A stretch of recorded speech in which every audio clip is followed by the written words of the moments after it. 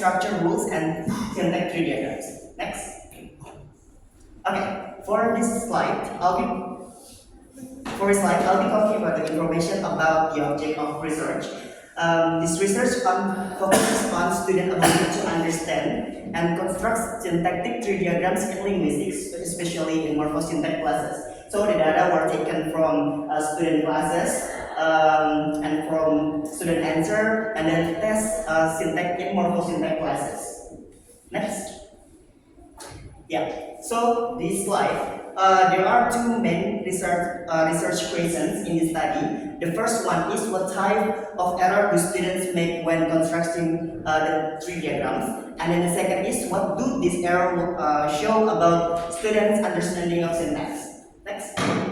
Right. This slide presents the classification of common error students in constructing syntactic tree diagram. So the first error category is constituent placement error, when student mislabel nodes or brains, resulting in incorrect hierarchical phrases.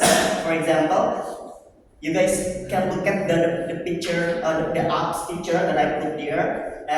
For example, of the place.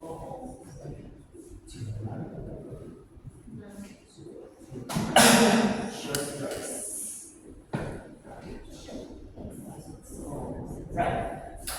I'm gonna make an example from the picture that I put here. The sentence is "She loved to write short story."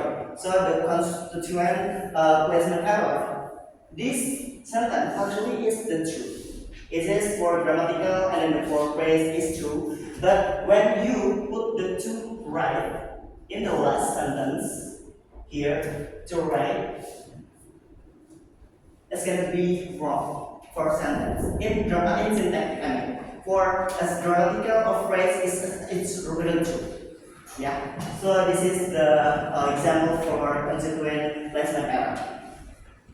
And then the second is incorrect word category identification. A lot of students mislabel of part of speech. For instance, confusing verb phrase or noun phrase. For example.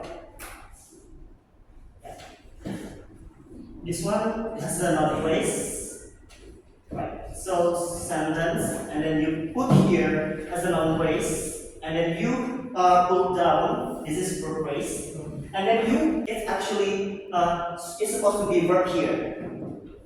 This one is supposed to be verb here. It cannot be noun here. So that example that I put there in the middle picture of my example, this is noun.